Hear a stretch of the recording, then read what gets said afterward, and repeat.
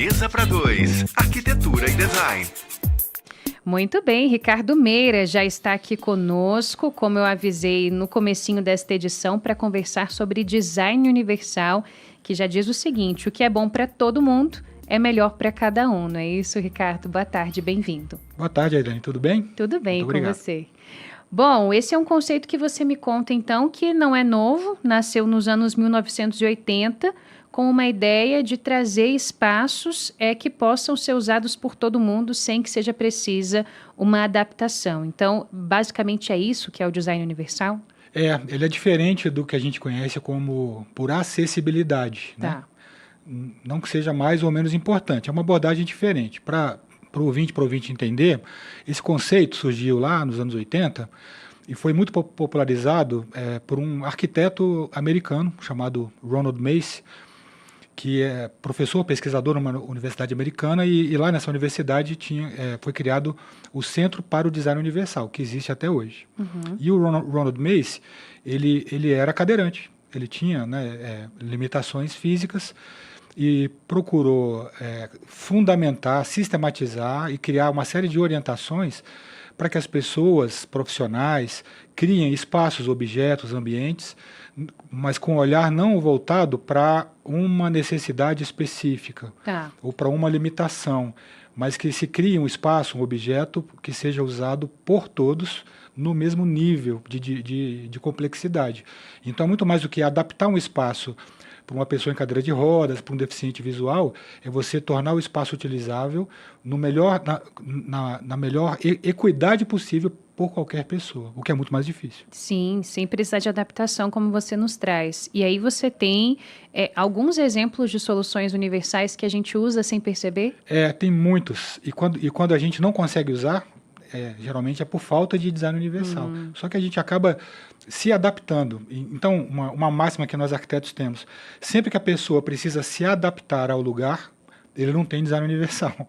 Tá, faz sentido. Na verdade, é o espaço que precisa se adequar às pessoas, e não o contrário.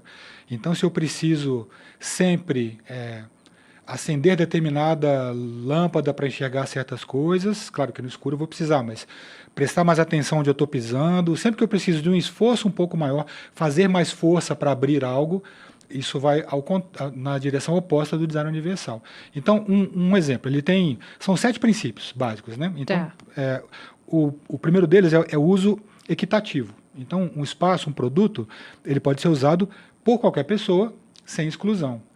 A porta automática no shopping é um exemplo de design universal, porque um cadeirante, uma pessoa obesa, uma criança, uma pessoa com baixa estatura, Sensacional. com deficiência visual, uma gestante, uma pessoa carregando sacola, empurrando carrinho de bebê, Se aproximou, puxando ela mala, abriu. se aproximou, ela abriu. Então, esse é um exemplo de uso equitativo.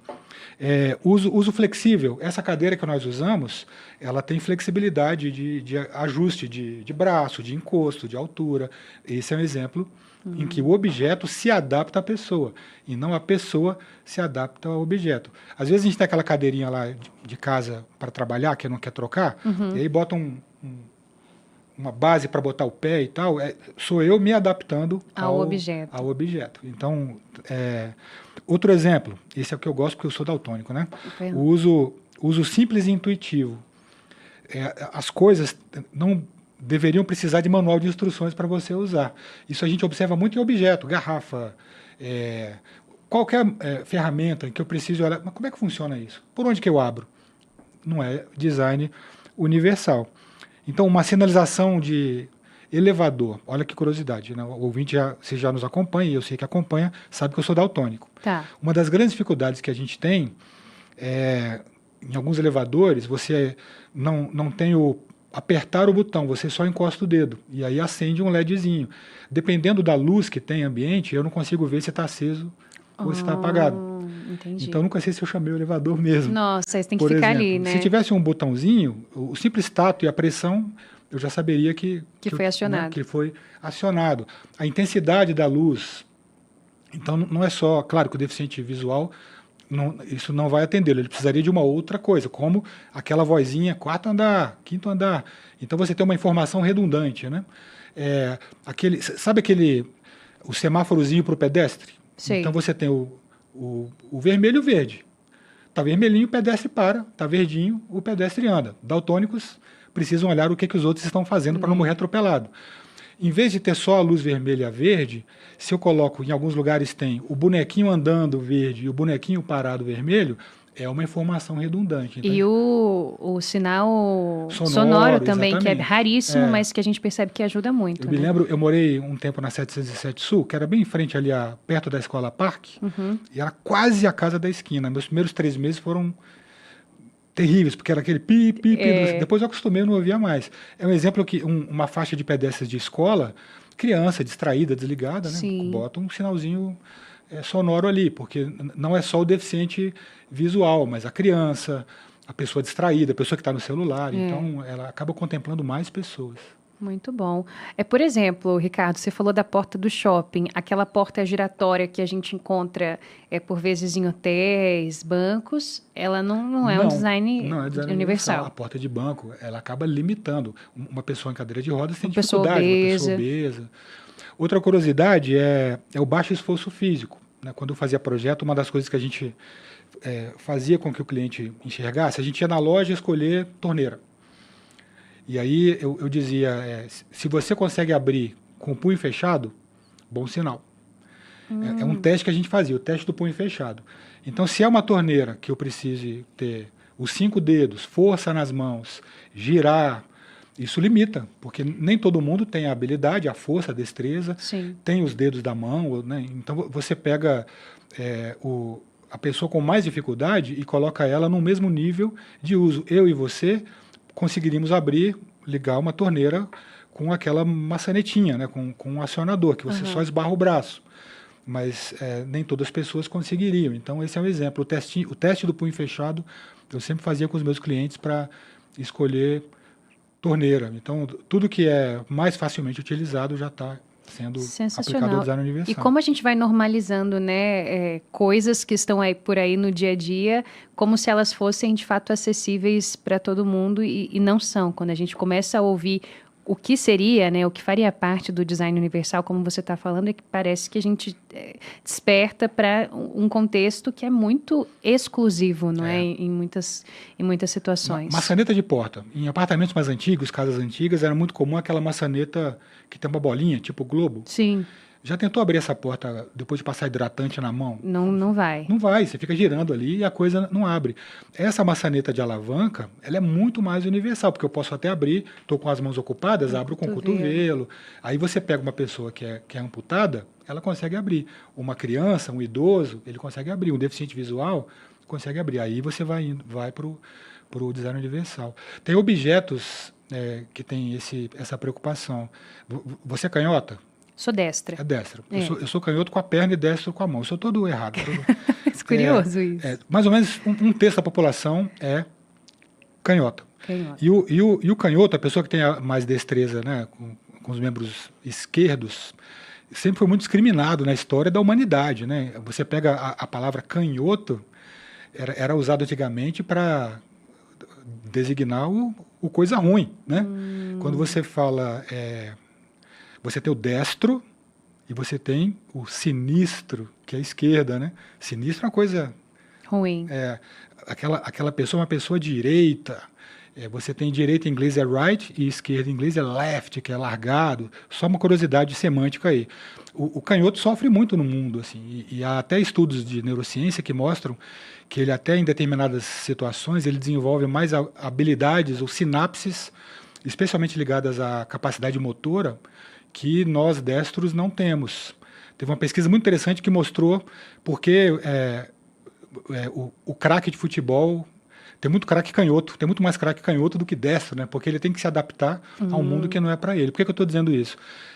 Quem é canhoto aqui deve se identificar com o que eu vou dizer. Abrir uma lata, com abridor de lata, tesoura, coisas que são do nosso dia a dia, que não são feitas para pessoas que têm a maior habilidade. Aí o canhoto tem que se adaptar, ele tem que aprender a usar a mão direita para abrir lata. Você pode criar um abridor que, independentemente da mão que você use, você consegue abrir. Que coisa. Agora, Ricardo, esses princípios aí que você falou, que são 7, eles, em regra, parecem simples, né? Mas eles mudam totalmente o jeito de projetar ambientes, coisas. Eu acho que a gente observando esses 7 princípios, isso faz com que a pessoa necessariamente tenha que desenvolver um olhar mais humano sobre o espaço e sobre as coisas, os objetos. E isso é um hábito, né? Quem é arquiteto, quem é designer, faz isso por ofício, ou deve fazer. Mas a pessoa que não faz isso por profissão, ela precisa treinar isso. Então, uma coisa que eu dizia para os meus clientes, quando eu ia projetar uma casa, um apartamento, eu dizia, vamos fazer um projeto para a vida toda. Então, você tem Muito que ter... bom Às vezes eu isso. tinha um cliente de 30, 32 anos, eu dizia, quando você tiver 70, esse piso aqui que você quer não vai ser perigoso, esse desnívelzinho, né? Aí entra um pouco a relação da acessibilidade com o design universal. Existem regras de acessibilidade que também são abrangentes para o design universal. Por exemplo, pela norma de acessibilidade, você só pode ter desnível de um piso para o outro, sem chanfro, até 1,5 cm, né? Mais que isso você não pode ter. De 0,5 cm a 1,5 cm você tem que ter um chanfrozinho, e de 0 a 0,5 cm pode ter um dentezinho. Aí a gente aprende na faculdade que o piso do banheiro tem que ser 1 centímetro a 2 mais baixo do que o outro, para poder, o piso de fora, para não acumular, não ir água e tal. E se eu fizer o piso já em desnível suave, no sentido do ralo? Uma das coisas que eu passei a fazer quando eu fui estudar design universal, eu dei aula disso há muito tempo na pós-graduação, é fazer um box que tinha um desnível no piso, mas sem o degrauzinho. E aí você embute o trilho, por exemplo, para que não fique aquele dentezinho que a gente ensaboado lá, cheio de vapor, mete o dedo naquilo. Sim. E banheiro é um lugar que tem mais acidente doméstico, banheiro e cozinha, e é um lugar em que a gente pode mais aplicar os princípios de design universal dentro de uma casa. Muito bom. E para quem está construindo, para quem está reformando, por onde começa a se ter um projeto que seja, pelo menos, se não todo, mas pelo menos mais universal? Bom, eu acho que regras simples de serem aplicadas. Pensar nesse espaço para uma criança, para um adulto e para um idoso. Se você já conseguir fazer isso, já está ótimo. E aí tem um profissional para orientar. Alturas de tomada, alturas de bancada e de mesa, o que você puder fazer ajustável, com altura regulável, você faz. Em projetos de cozinha, evitar colocar objetos, utensílios do dia a dia nos armários de cima. Então, pensar nos armários baixos de uma forma mais bem planejada, para que tudo aquilo do cotidiano fique da bancada para baixo, para que você facilite o uso por qualquer pessoa e evite o esforço físico, que é um dos princípios, baixo esforço físico. Não que você não possa ter armário alto, mas que seja algo para um uso esporádico, evitar desníveis. Uma coisa que pouca gente presta atenção é o contraste das coisas.